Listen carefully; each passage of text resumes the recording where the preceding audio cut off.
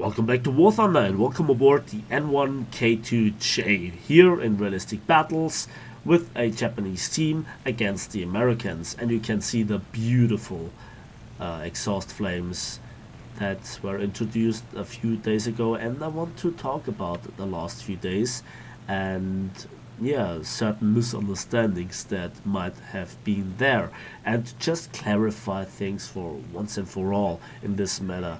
And I thought those things are kind of self-explanatory, but certain people seem to have not gotten it, and I'm quite still sick. I'm recovering good, but not perfect. Okay, so I guess the next few days I will be fine again, but for the moment it's quite exhausting. I had a lot of unexpected breaks from War Thunder, not just health related, and that comes quite at a bad time because there is the new patch, and with the new patch there we saw a lot of new vehicles, planes, and game modes, game mechanics, and I have to test it out.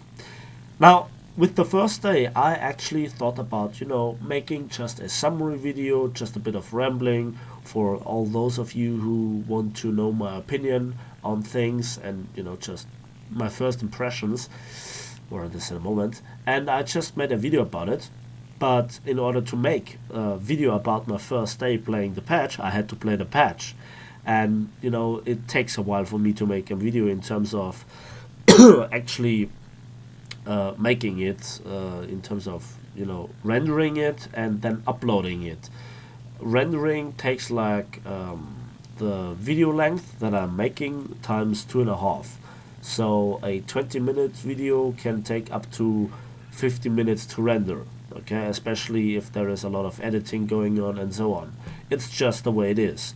Furthermore, to upload a video for every 5 minutes of my 1080 60 FPS footage, it takes between 1 hour and 1.5 hours, so you can expect it takes a while. So obviously I uploaded it the next day.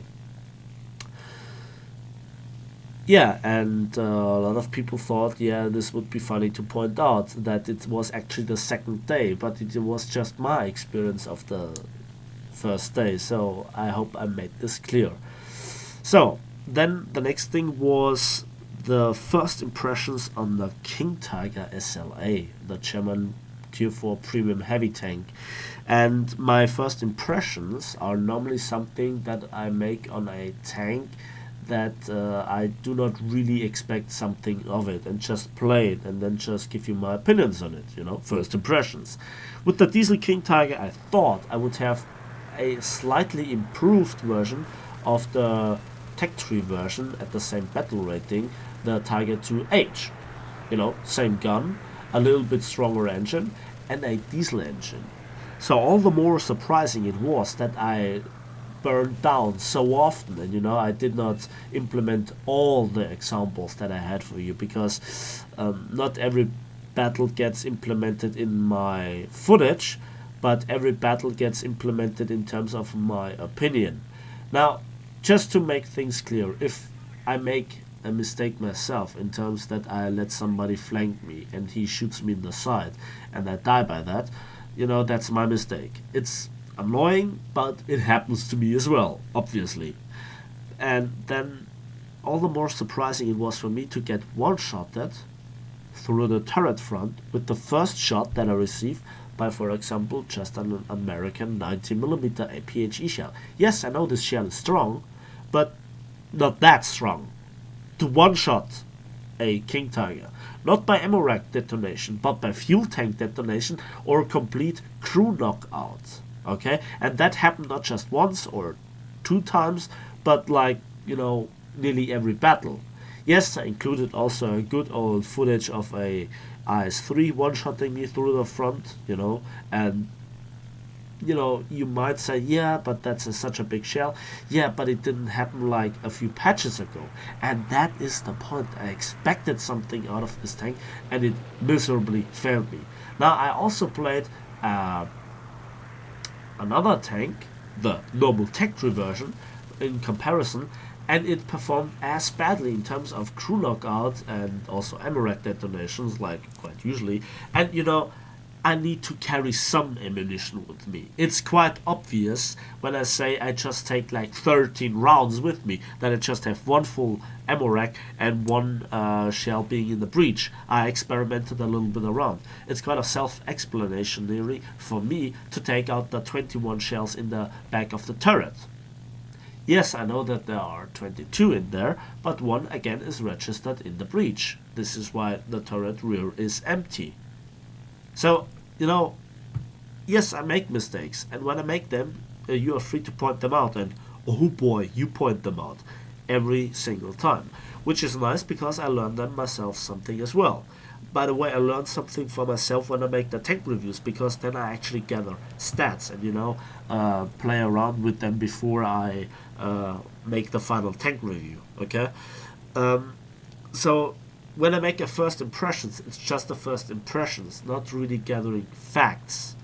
Yes, there are facts like a feeling that when I blow up like every second death by a fuel tank explosion on a diesel tank, then something is wrong, because I'm sorry, but diesel is not that flammable as normal petrol.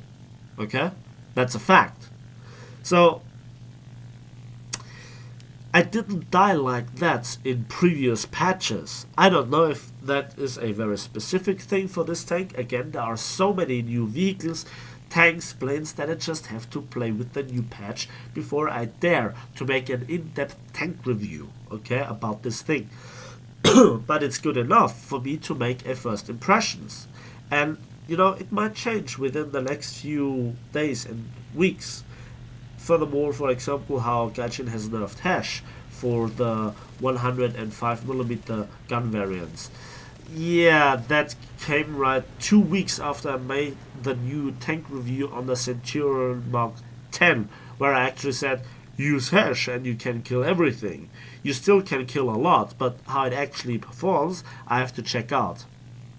I have to say the Hash shell on the British 120mm guns works just fine. I had awesome battles with the Conqueror, the Conway, and even the Chieftain. From the Chieftain I expected a bit more, but I actually mostly used APDS, because the APDS on the Chieftain is awesome in comparison to the Conqueror and Conway, which is questionable, however it performs better than in previous patches. But again, I have no idea how the actual L7 and L7 variant Hash shell works now, so I have to check that out as well. So I have to grind a lot of tanks. They are at tier 4, so that will take a while, even with premium vehicles, even with getting decent results in both arcade and realistic. It just simply takes a while. Then I have to gather the upgrades for them, and also have them play both stock and fully upgraded, and to upgrade a tier 4 tank, that just takes a while.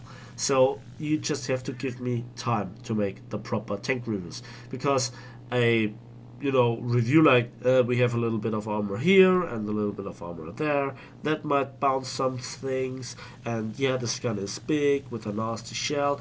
That's not what I do. I do in-depth tank reviews. They take their time, okay? And what then I state in those tank reviews is the best that I can come up with, and I hope you respect that. And when a lot of people just come with basic stuff, as explanation for an in-depth problem, like, yeah, you have to remove the ammunition out of your turret of the King Tiger for the explanation when my fuel tanks blow up, I think they did not really get the point of the video. Do you understand this problem? I mean, the overwhelming majority of you guys get that, obviously, okay, and they get the feedback. But on the other hand, it's not always that easy to, play a tank and then deal with the results. So, that was a really nice battle in the N1K2-J. I love this plane, I enjoy it. It was very, very powerful in my memory when I played it in arcade. It climbed, it dove, it killed, it turned, it rolled, it did everything. How is it realistic? Well, quite the same. and people say that flight models in arcade are all the same. So that's it for me today. I hope you enjoyed the video. Let me know in the comment section about your opinion and what you think about the stuff that I just talked. If you agree or disagree, let me know. It's important. And yeah, give this video a like if you did. Subscribe if you want to see more. And we will see each other in the skies, on the grounds, and on the waves of War Thunder.